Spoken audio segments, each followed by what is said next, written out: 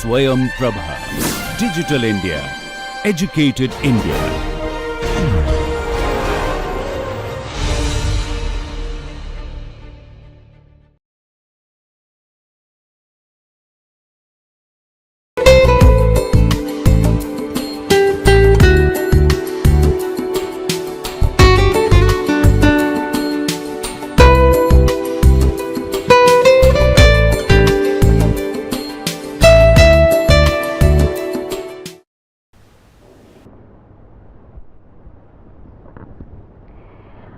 Welcome to the next session on commodity derivatives and risk management. I will be taking you through the remaining part of commodity index calculation.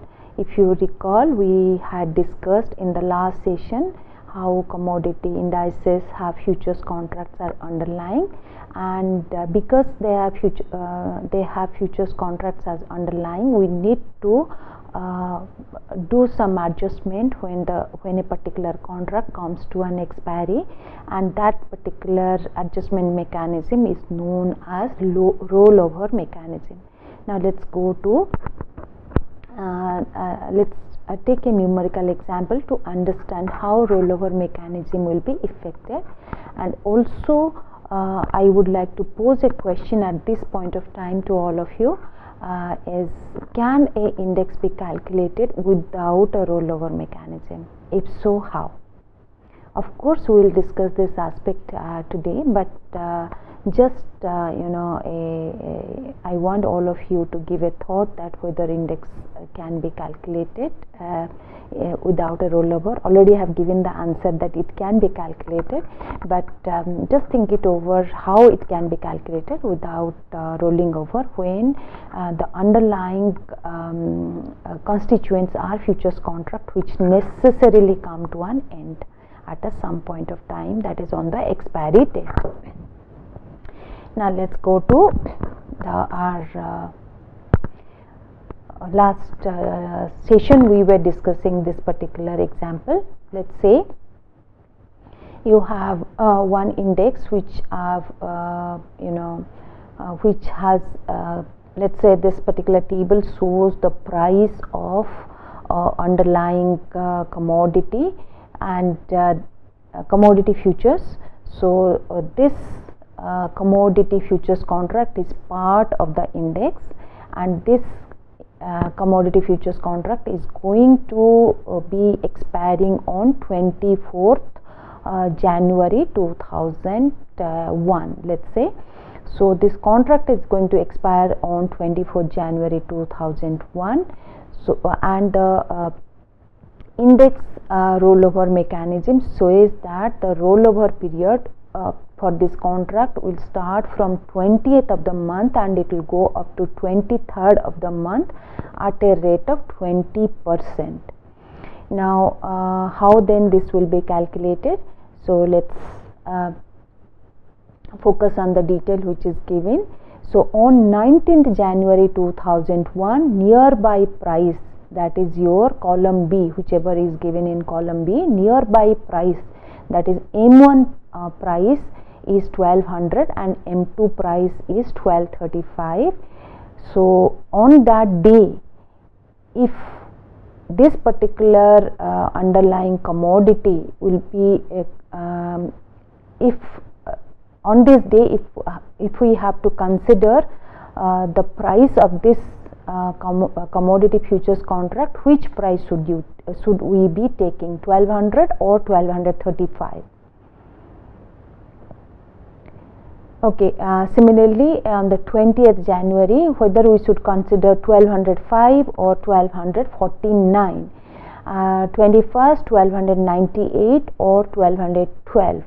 So this is the question mark is given. So I just want you all to think it over, what price would be considered for index calculation for this underlying commodity futures.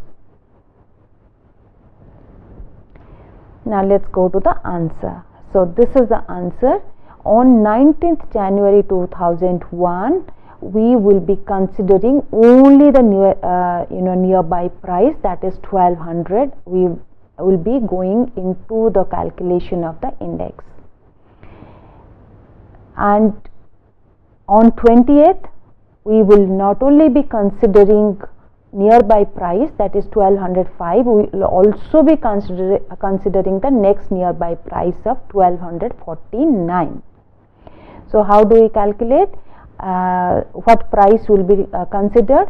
If you recall, the index rolling over mechanism says that for this underlying futures contract, the rollover will start from 20th, it will go up to 23rd and at a rate of 20%. So that means on 20th January 2001, we will take 80% of 1205 plus 20% of 1249 to calculate the price, which is coming to 1213.8. So on 20th January, this futures contract will be priced at 1213.8, and accordingly, similarly, the price of other constituent futures contract will be calculated and multiplied by the respective weights to arrive at the index value. 23rd January, you will have 20% of 1199 and 80% of 1224, and on 24th January 2001, which is the expiry date for the nearby contract, we will not be considering 1213, we will be considering 1229. So that will be considered, that is the price of the next nearby contract. So we will be, in a very systematic manner, we will be shifting from the nearby contract to the next nearby contract price over a period of 5 days. Now this is how the rollover mechanism will be done. Index advisory committee can decide a longer rollover period, and if it is a longer rollover period, your rate is not going to be 20%, it would be a little lesser than the 20%.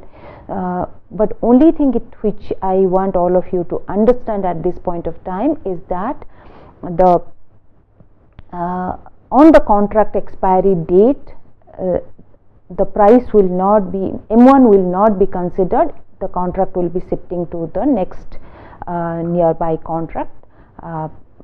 Whatever is the value available on that day, that will be going into calculation of your futures contract. Now, as I had posed a question to each of you that whether a commodity index can be calculated without a rollover, yes, the answer is yes.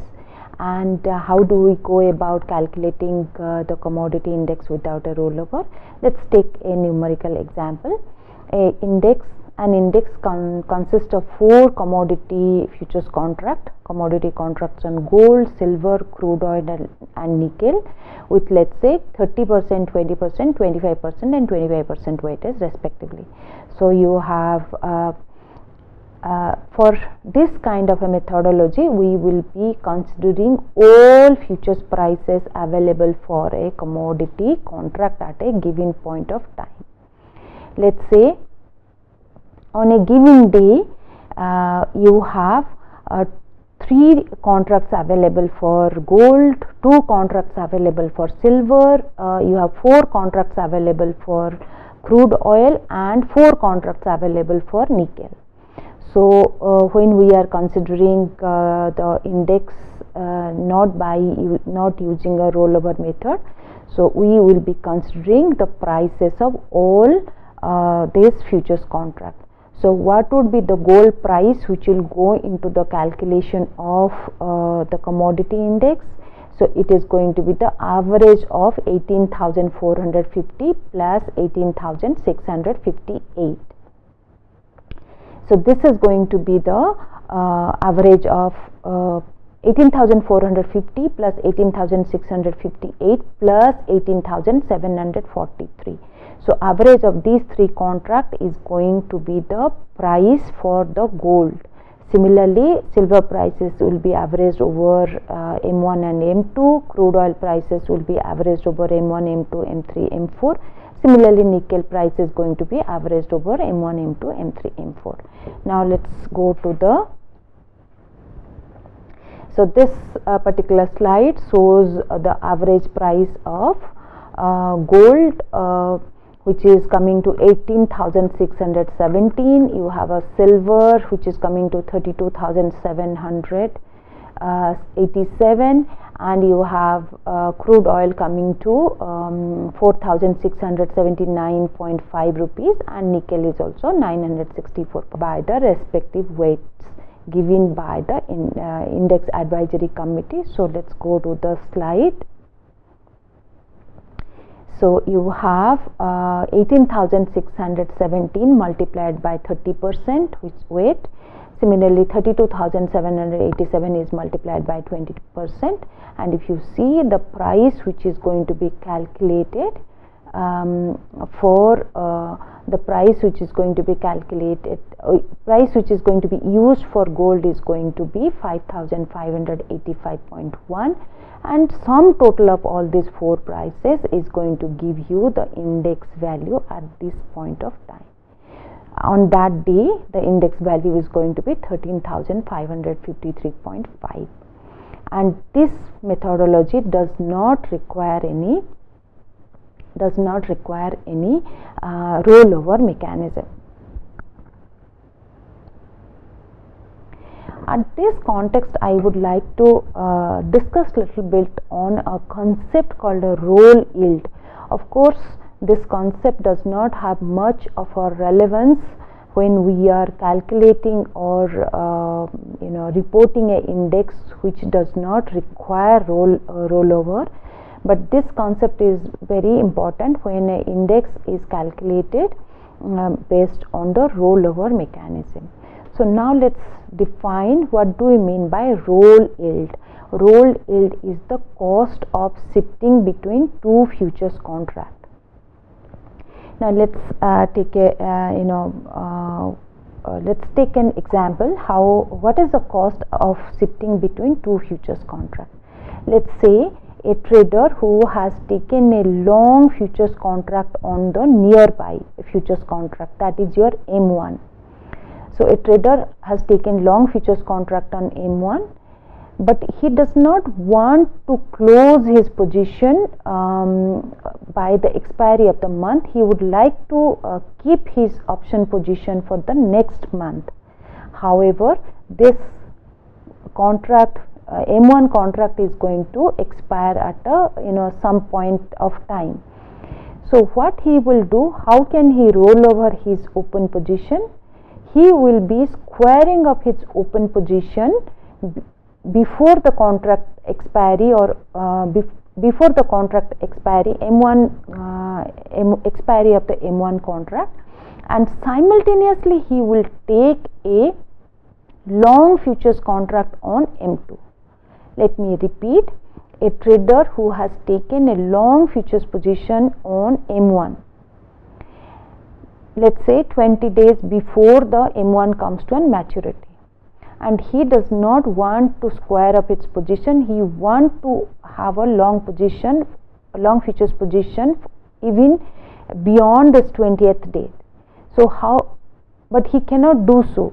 He has to continue with the long futures position in the M2, he has to square up his M1 futures position by taking a short futures position during the contract expiry or a couple of days before the contract expiry, and taking simultaneously a long futures position on M2. So this is how a long futures position holder will be shifting from a M1 contract that is nearby futures contract to a next nearby futures contract. And during this shifting process, he may benefit or he may lose depending upon how M1 and M2 are priced. So if M1 is greater than M2, he is going to benefit. That means on the day he would like to square up his position of nearby contract and he would like to take a long position in the M2 contract. So when M1 is greater than M2, that is your market is exhibiting a backwardation. So if M1 is greater than M2, he will be selling M1 and simultaneously he will be buying M2. So he is going to get some positive benefit out of it, and this is known as your positive roll yield. Similarly, let's go to the next situation where you have M1 is less than M2. So if M1 is less than M2, that the price prevailing for the nearby futures contract is less than the M2, then when the trader will be selling M1 and he will be buying M2. So this is a typical market, contango market, and this is a upward sloping market where front month contract is less expensive than the next maturing contract, then the trader will incur a negative roll yield. So let me rephrase or let me repeat. If futures market is in contango where M1 is less than M2, the trader who had earlier taken a long futures position and who would like to square up this long futures position by selling at M1 and entering into another long futures position at M2 is going to incur loss, and that loss is known as your negative roll yield. Now, with respect to a index calculation, if there is substantial difference between M1 and M2, and when index gets rolled over from M1 and M2 without graded way, that is 20% and so on and so forth, what we discussed. Suppose on a specific date in one sort, if a index gets shifted from the near month contract to the next near month contract, then there is going to be a huge gap in terms of the index value, thus giving rise to a positive yield or negative yield. And this index is not going to be a consistent index. So that is the reason why each index advisory committee comes out with a clear-cut rollover mechanism, so that shifting of contract from the nearby contract to the next nearby contract is as smoothly as possible. Now let's go to little more understanding on two of the commodity indices which are reported by MCX and NCDEX. NCDEX has an index called Dhanya, and this Dhanya again is an index which consists of a futures contract, agri futures contract traded at NCDEX. As mentioned in this particular slide, it consists of 10 most liquid agricultural commodity futures traded at NCDEX platform, and it's a value weighted index, and the weights are based on national production and the traded value. So this index is basically it calculates the weight based on two parameters. One is the national production detail as well as the traded value at NCDEX. So both these values are taken into consideration to calculate the weight, and only nearby futures prices are used to calculate the index.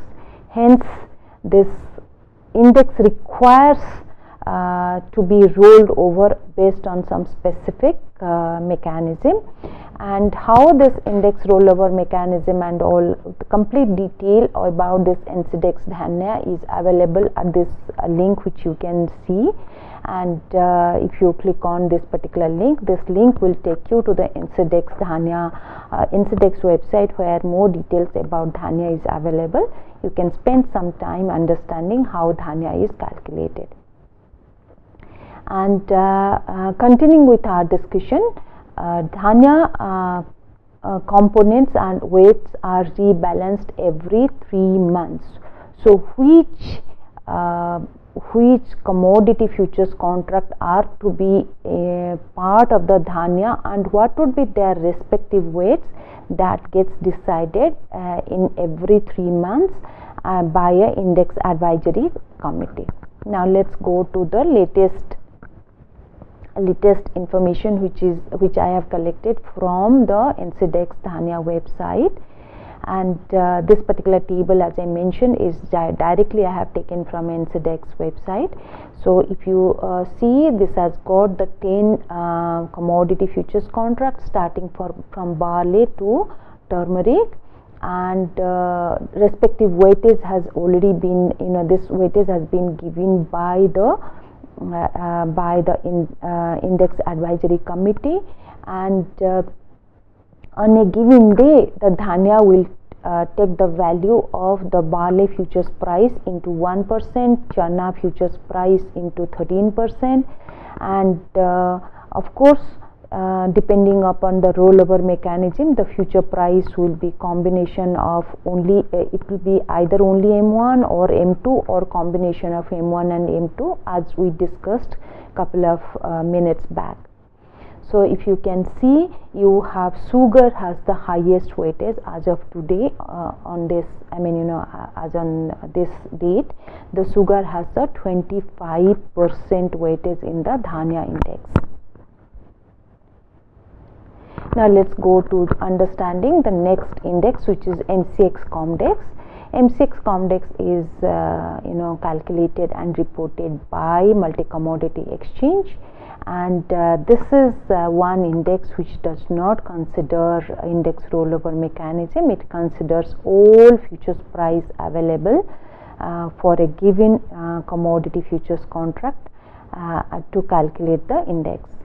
And this Comdex is a broad based index, unlike NCDEX Dhanya. NCDEX Dhanya only considers the agricultural commodities, futures contracts on agricultural commodities.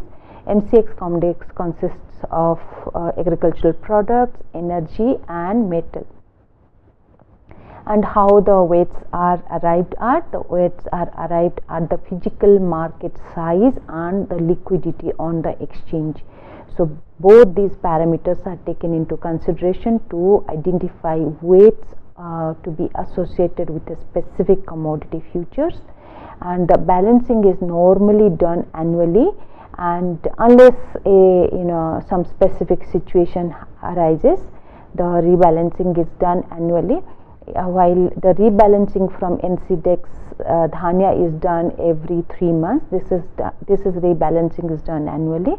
So weights remain fixed for over a specific for a given year.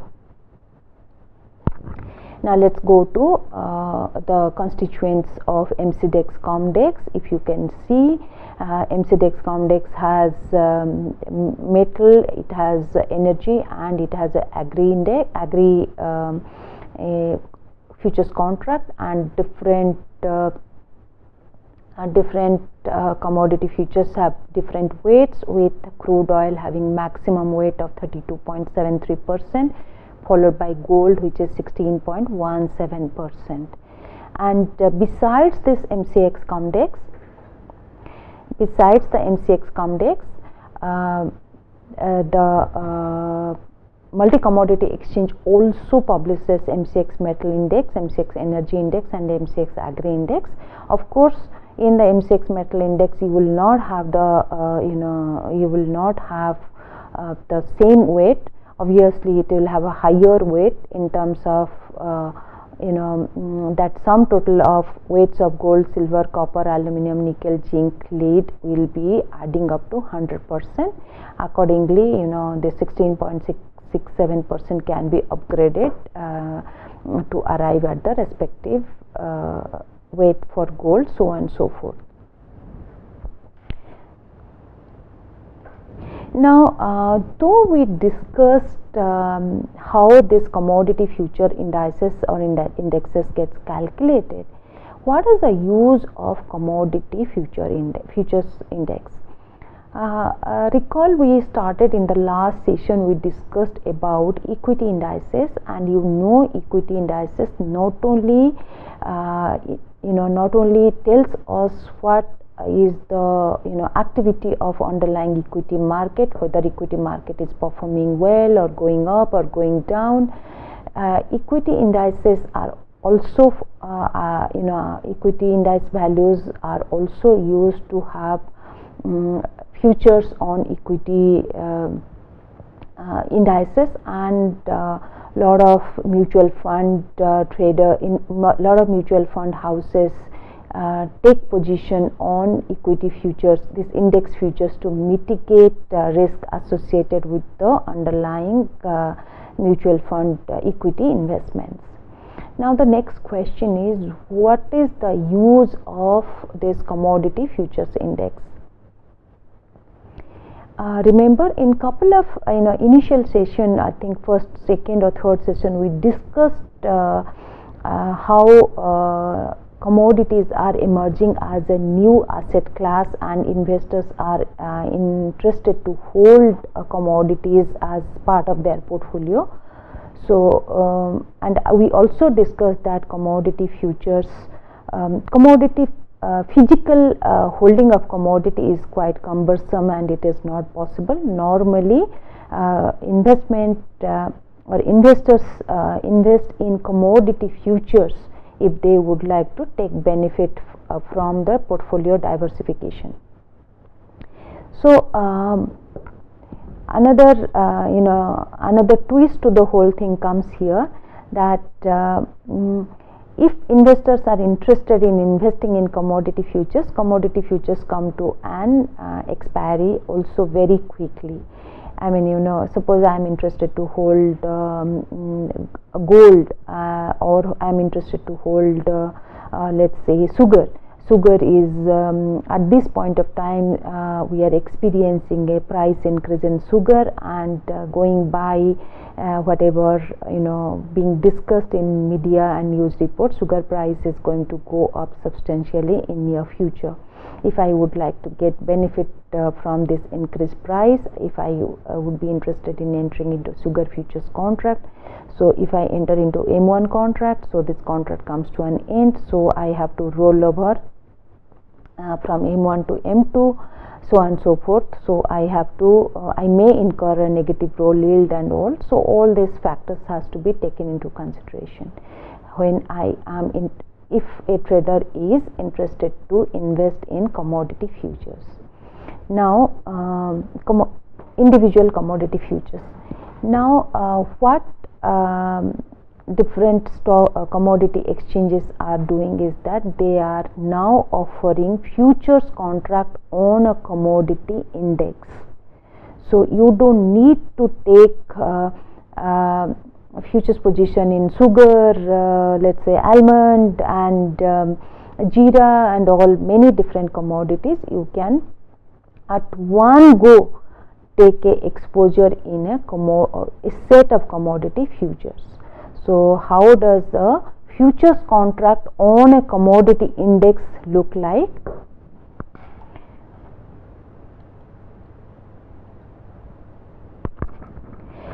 Please, I want you to focus on whatever is mentioned on the slide.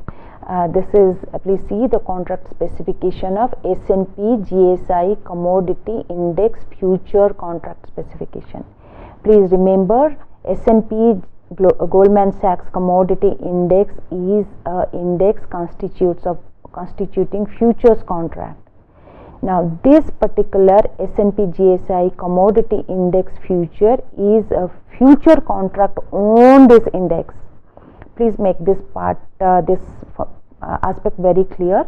S&P GSI is an index and there is a futures contract on index.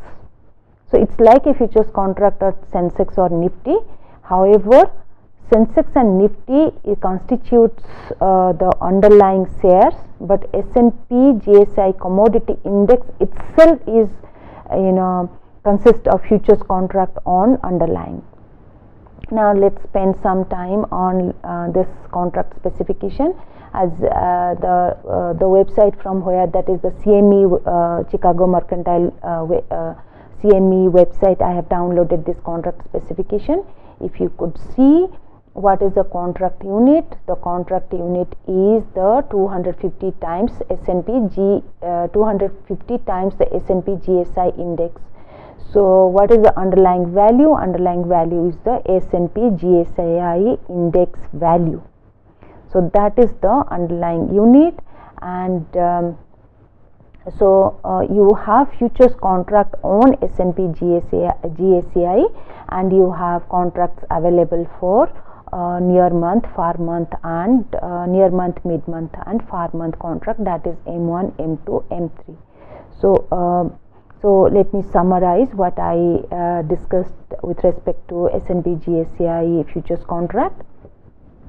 That is, S&P GSI is an index which consists of futures contract for around 22 commodity futures listed and traded at Chicago Mercantile Index, Chicago Mercantile Exchange. And S&P GSI futures is a future contract on the S&P GSI. So a trader who is very bullish on, let's say, metal pack. Suppose I trader wants to invest in or hoping that metal prices have bottomed out, and at this point of time metal prices can only go up, and he would like to make some benefit out of investing in this metal pack. So instead of entering into futures contract on copper, tin, aluminium, so on and so forth, it can directly enter into a futures contract on on a commodity index. So a trader who is bullish or bearish on the underlying commodity market, and instead of entering into futures contract on individual commodity futures contracts, they can take exposure in the S&P GSI futures contract. So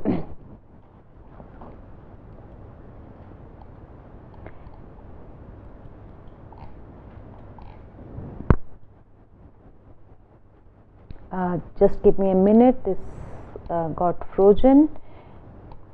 Okay, now I'll also take 1 minute to explain commodity spot indices. So many exchanges also are reporting commodity spot indices, and let's say MCX wants to publish the spot indices for MCDEX, COMDEX. So those futures contract which are part of the commodity or part of the COMDEX, it will find out the spot prices of those commodities and prepare a commodity spot index. So normally a commodity spot index is